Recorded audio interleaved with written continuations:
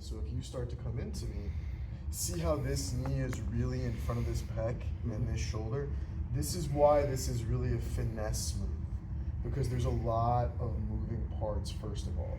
The other reason why it's really a finesse move is because you really have to monitor subtle shifts in this leg. If I have you in closed guard, if you make a little movement, it doesn't matter that much.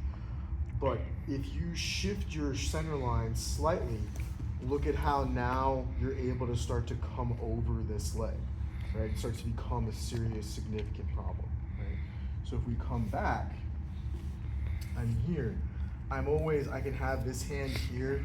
I can always be ready. I can be monitoring this arm at all times. This hand can be here. It depends on what I think is going to happen.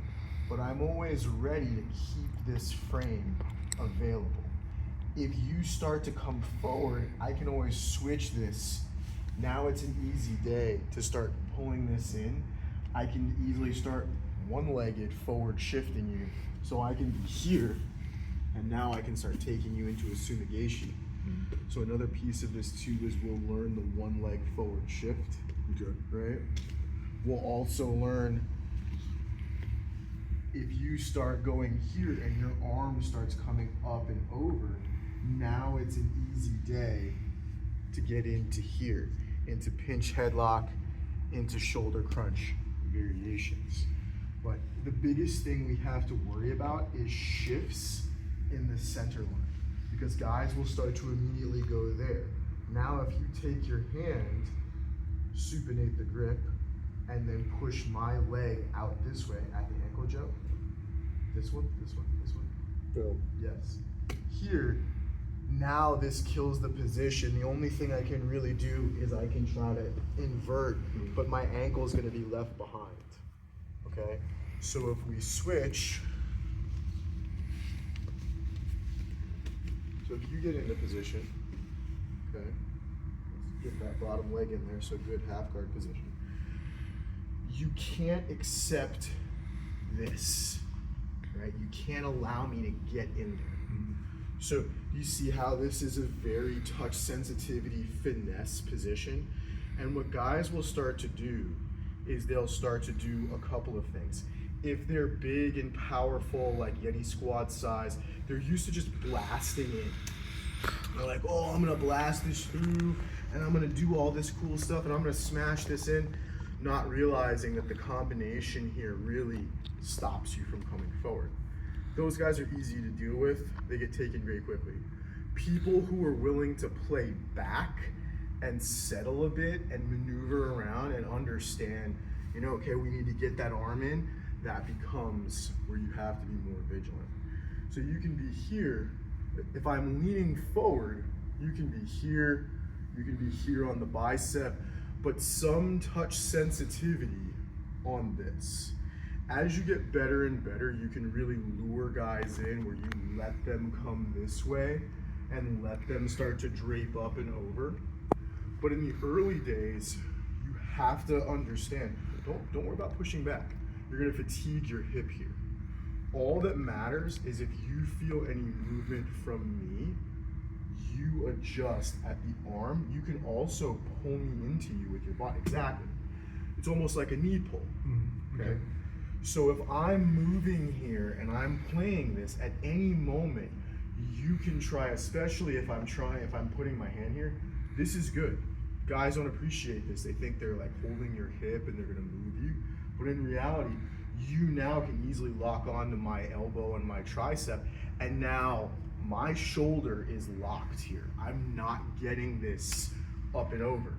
So at that point, if I start to kind of move or try to come in, or if I reach for you, all you have to do is stiffen your hips, and you can even just give me a little pull, right?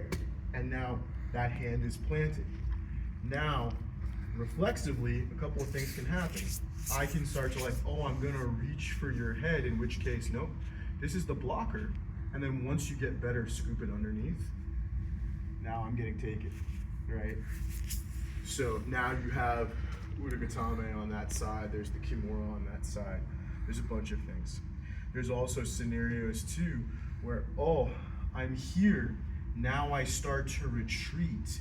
Now you can start to scoop under my leg. Exactly. Right as I retreat, or I play back. So that's a little bit more advanced, but I just want to give you a perspective of kind of how we can play this. Same thing here. If I'm gonna play back and I'm gonna do this, you need to clear this hand off. Exactly, so don't accept that. But with your hips, right? Never just